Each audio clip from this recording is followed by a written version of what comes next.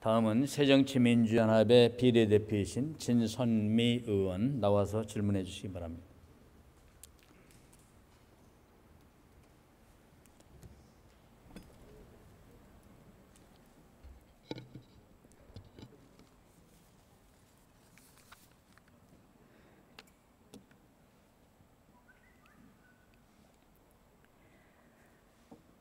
존경하는 국민 여러분, 국회의장을 비롯한 선배 동료 의원 여러분, 새정치민주연합 국회의원 진선미입니다. 331, 2014년 4월 16일 304명, 2015년 6월 24일 현재 27명. 무능하고 무책임한 정부가 지켜내지 못한 대한민국 국민의 숫자입니다. 메르스 재앙을 마주한 국민들은 1년 전 세월호의 비극을 떠올리고 있습니다. 초동대처 실패, 컨트롤타워 부재, 박근혜 정부는 여전히 국민을 지켜내지 못했습니다.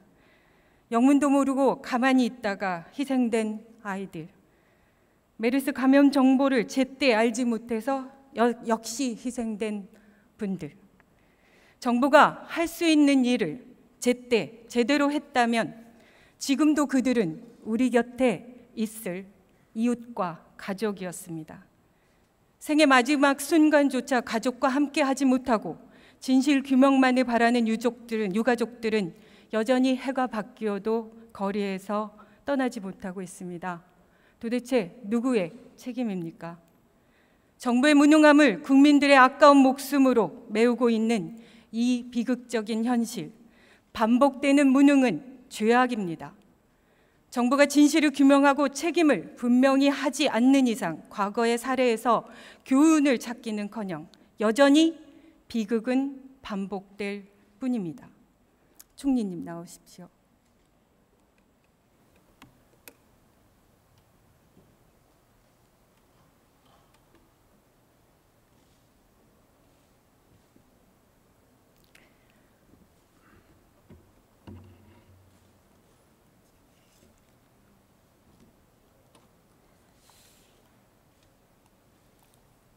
국가가 가장 기본적인 임무인 국민의 생명과 안전을 보호하지도 못하는 것을 보면서 국민들은 정부의 무능과 무책임에 분노하며 국가에 대한 근본적 회의를 갖게 됐다라는 말은 2004년 7월 김선희 씨 피랍 사건에 대해 당시 박근혜 한나라당 대표가 하신 말씀입니다.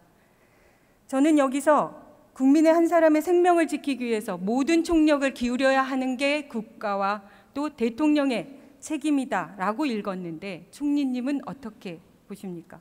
국민의 생명을 한 명 한 명 끝까지 지키기 위한 최대한의 노력을 다 해야 되는 것이 국가의 책무라고 생각합니다. 그렇습니다. 화면을 잠깐 봐주십시오.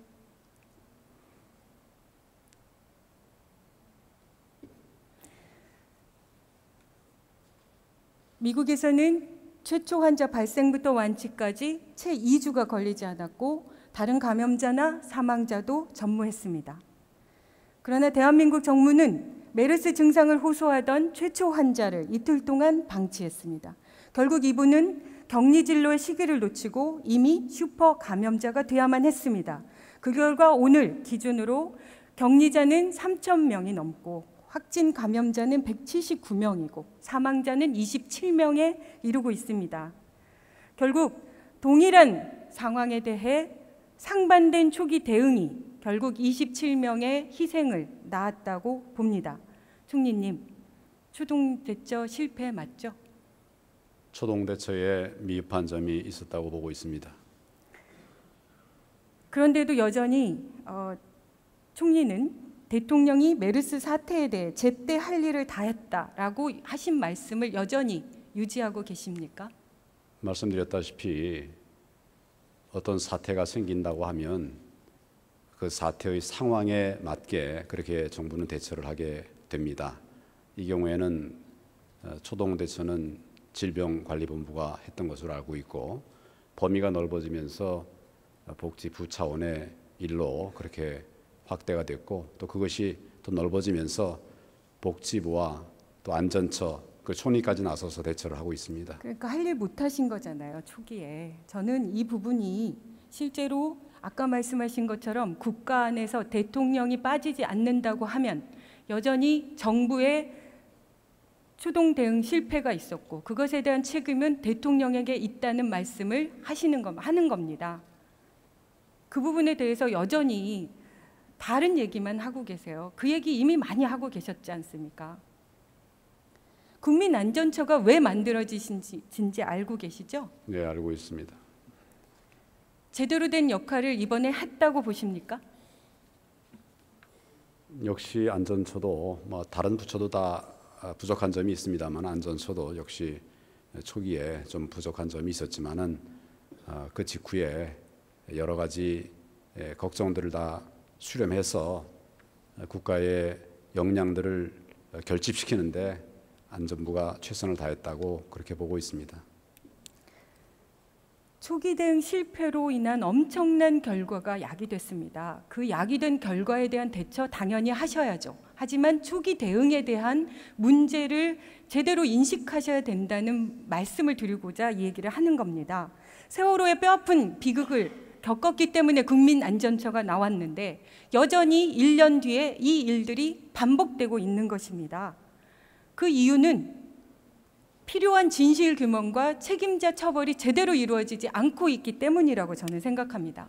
총리님은 어떻게 생각하십니까? 잘못된 부분에 대해서는 적기에 필요한 조치들이 이루어져야 된다고 생각합니다. 다만 이 사태에 관해서는 의원님 아시는 것처럼 지금 현재도 격리자가 3,000명이 넘는 굉장히 큰 과제를 정부가 가지고 있기 때문에 이 사태를 빨리 종식시키는 것에 모든 총력을 기울이고 있고 이 과정에서 나타난 문제점과 개선 방안에 대해서는 거듭 말씀드리다시피 이 사태가 어느 정도 진정이 되면 곧바로 조사를 하고 개선책을 마련해 나가야 된다고 생각합니다.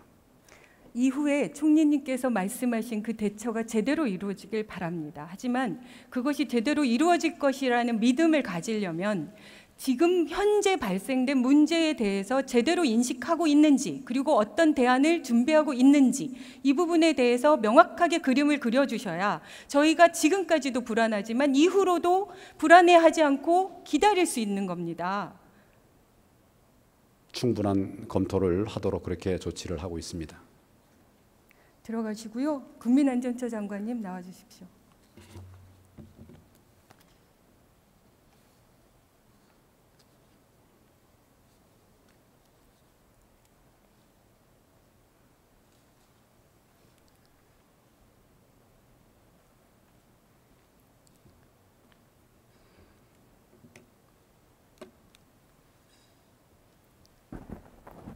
장관님, 메르스 사태 사회 재난이죠? 그렇습니다. 안전처는 재난 컨트롤 타워로서 역할 제대로 하신 겁니까? 하고 있다고 생각합니다. 하고 있다고 생각하신다고요? 그렇습니다.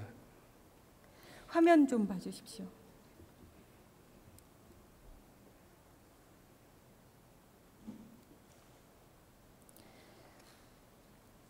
박근혜 대통령은 세월호 사건에서의 초동 대처 미흡과 컨트롤 타워 부재에 대한 대안으로 국민안전처 만들었습니다. 하지만 국민안전처는 장관님의 답변과는 달리 컨트롤 타워의 역할을 제대로 아무것도 하지 못하셨습니다. 어떤 점에서 그렇게 지금 생각하십니까? 메르스 대응을 보면 그때도 세월호 사건 때도 누가 컨트롤 타워냐라고 책임 전가에 급급했는데 지금도 똑같습니다. 뭐가 달라졌습니까? 세월호 사건과 뭘 그렇게 잘 아셨나요? 잘했다는 말씀이 드리는 것이 아니고 제가 말씀드렸지 않습니까? 재난 컨트롤 타워 역할 제대로 했냐고 했더니 제대로 했다고 하셨습니다. 그렇습니다. 네, 그게 잘했다는 거죠. 제대로 하는 게 잘하는 거죠. 다른 게 잘하는 겁니까? 저희들이 현재 처원 입장에서 저들은 다 조치할 것을 했다고 생각합니다. 물론 부족한 점이 있습니다. 제대로 했다고 얘기하시고 부족한 점이 있다고 얘기하시면 그 두 가지가 어떻게 성립됩니까? 이 세상에 다 100% 만족한 사람은 없다고 생각합니다. 그렇습니까? 자, PPT 보여주십시오.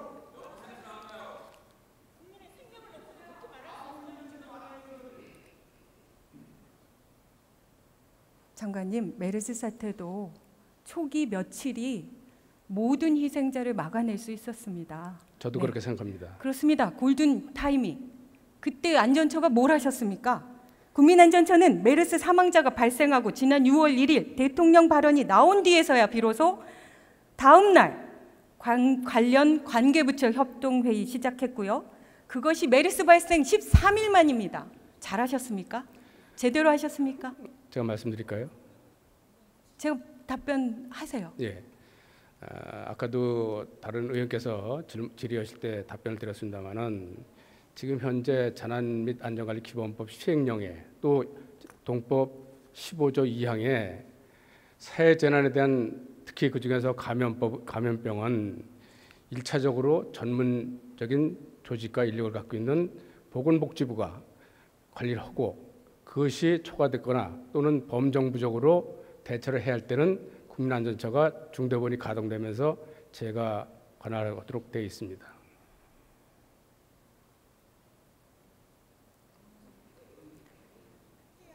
저는 장관님의 답변에 현 정부의 문제가 고스란히 드러난다고 생각합니다. 오늘의 주제가 그것입니다. 들어가셔도 좋습니다. 총리님 다시 나오십시오.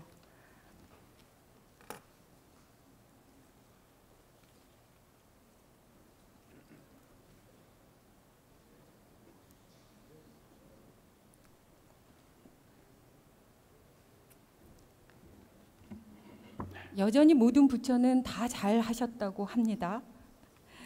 지난 5월 20일에 질병관리본부는 일반 국민들에게 전파 가능성 없다고 잘라 말했다가 21일 날 환자가 더 발생되자 말을 바꿔서 대유행의 가능성이 낮다라고 말을 바꿨고요.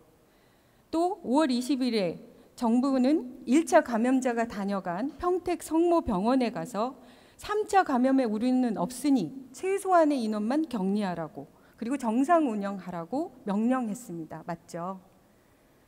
그런 내용들을 제가 다 일일이 기억하지는 못합니다. 나중에 필요한 부분들에 대해서는 좀 살펴보도록 하겠습니다. 이건 중요한 문제입니다. 평택 성모병원 병원장의 증언에 따라도 본인이 격리 조치 해야 되지 않냐고 광역으로 그것도 거절했다는 겁니다. 못하겠다는 겁니다. 병원이 그럼에도 불구하고 자진 폐쇄를 결정해서 진행하는 과정에서도 환자들에게 메르스 감염 위험조차 밝히지 못하게 했습니다. 정부에서. 알고 계십니까? 그런 내용도 더 철저하게 좀 살펴보겠습니다. 의원님 지금은 많은 걱정을 하시고 계시는 것을 알고 있는데 메르스 환자 치료하고 확산을 방지하는 그 대책에 우선 뭐든 다 힘을 기울이고 있고 이런 부분들에 대해서 어느 정도 진정이 되면 그때 좀 철저한 진상조사를 하도록 그렇게 노력을 하겠습니다.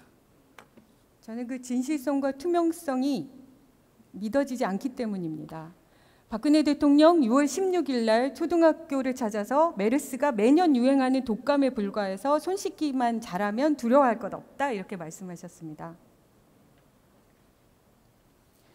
그러면 메르스로 사망한 그런 국민들은 이 말을 들으면서 어떻게 받아들이실까요? 심지어 사망까지 하고 여전히 격리된 채로 수많은 경제적 불이익을 감당해내고 있는 분들이 이 말을 들었을 때 어떤 생각을 했을까요? 그것이 전 국가적 재앙을 겪어야만 하는 국민들에게 보여주는 대통령의 모습이어야 합니까? 예방 준칙의 필요성에 관해서 말씀하신 취지로 그렇게 알고 있습니다. 들어가셔도 좋습니다. 박근혜 정부는 세월호는 때때로 일어나는 교통사고일 뿐이다 라고 해서 국민들의 마음을 헤집었고요.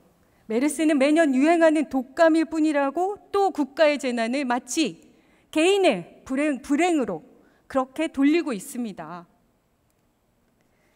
진실을 감추고 책임을 묻지 않는다고 해서 국민의 고통이 사라지는 것은 아닙니다.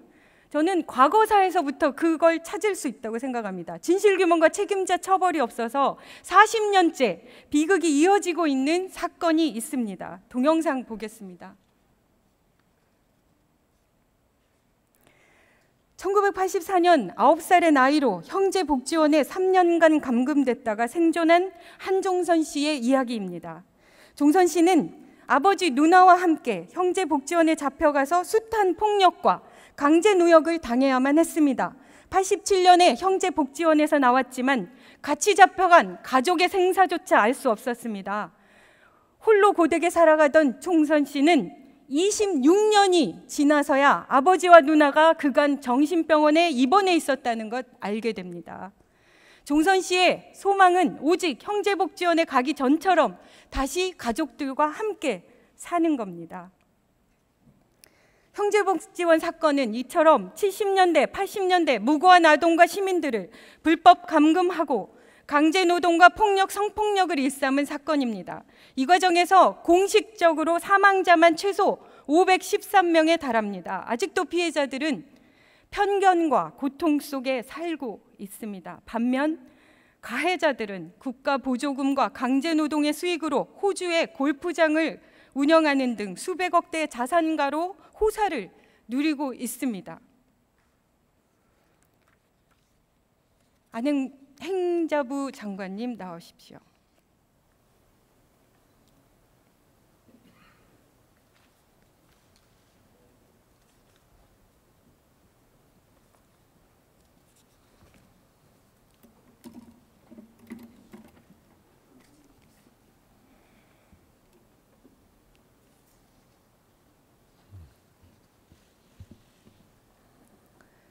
장관님, 이 형제복지원 사건 잘 알고 계시죠?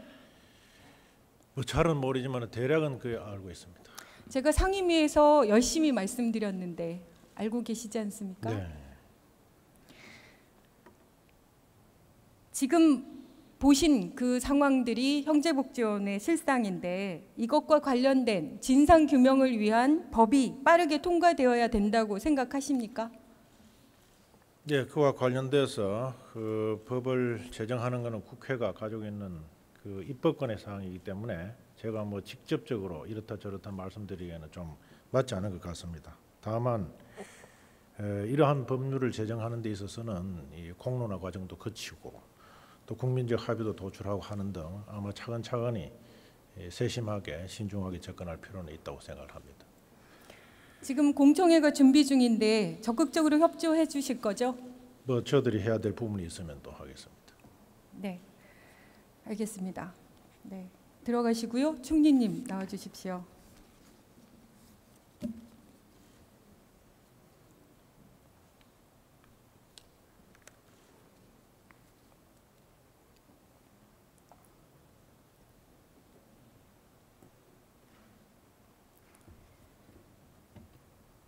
네, 총리님 저기 방청석을 한번 바라봐 주십시오. 저기 형제복지원의 피해자들과 유가족들이 와 계십니다. 총리님 한번 봐주십시오. 네. 과거사를 제대로 정리해내야 역사에 진전이 있다고 저는 생각합니다. 많은 분들도 그렇게 생각하실 거고 총리님도 그렇게 동의하시리라 믿습니다. 맞습니까? 잘못된 부분들은 고쳐가야 된다고 생각합니다. 그렇습니다. 이번에 반드시 이 문제들이 해결될 수 있도록 총리님의 협조를 부탁드립니다. 관심을 가지고 살펴보겠습니다. 네.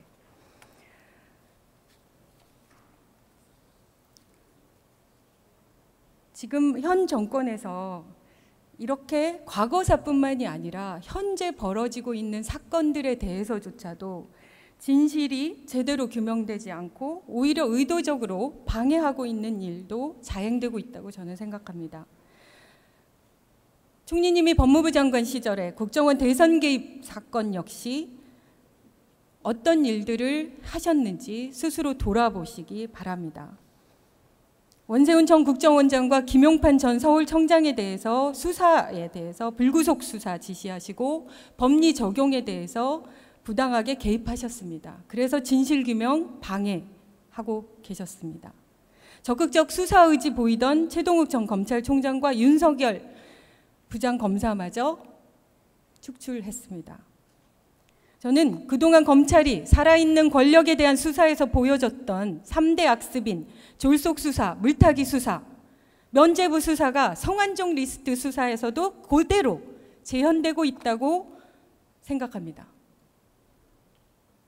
검찰 수사가 마무리되고 있는 이 지점에서 국민들이 과연 앞으로 발표하실 그 결과에 대해서 얼마나 동의하실까? 저는 상당히 의문입니다. 화면 한번 봐주십시오.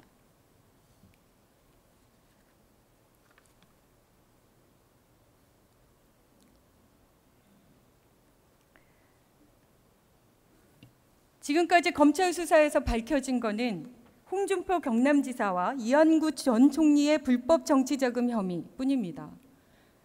대선 자금 수사에 대한 언급은 몇몇 기사에서만 간혹 나왔습니다. 지금 검찰총장은 모 언론사의 인터뷰에서 발표 시점을 저울질하고 있다고 하는데 총리님, 이 부분에 대해서 알고 계신 게 있으면 말씀해 주십시오. 제가 검찰을 지휘하는 법무부 장관으로 있을 때는 중요한 흐름에 대해서는 보고를 들었습니다마는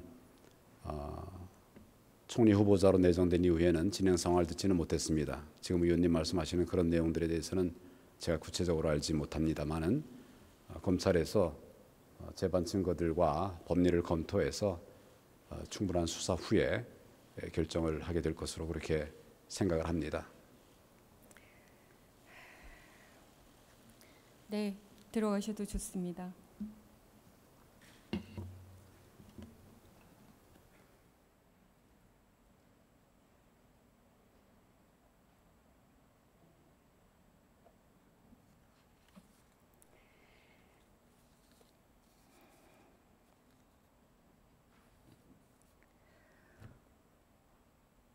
대정부 질문을 마무리하면서 현장에서 메르스와 사투를 벌이고 있는 의료진과 관계자 여러분의 헌신에 깊은 감사를 드립니다.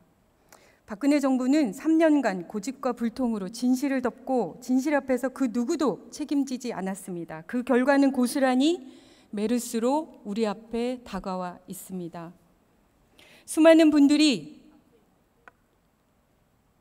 자유로운 어머니로서의 정치를 표방하셨던 여성 대통령으로부터 책임을 떠나 진정한 사과와 가슴 깊이 우러나오는 위로를 받고 싶은 이 고통스러운 이때,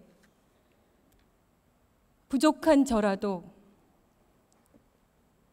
이 메르스 사태로 그 수많은 고통과 슬픔, 불안, 경제적 어려움에 처해 있으실 많은 국민 여러분들께 진심으로 사과를 드리고 위로를 표하고 싶습니다. 우리가 과거에서 배워야 할 것이 무엇입니까? 진실 규명과 제대로 된 책임이 이루어지지 않으면 우리는 여전히 지금 현실에서 목도하듯이 비극은 계속 반복될 것입니다. 경청해 주셔서 감사합니다.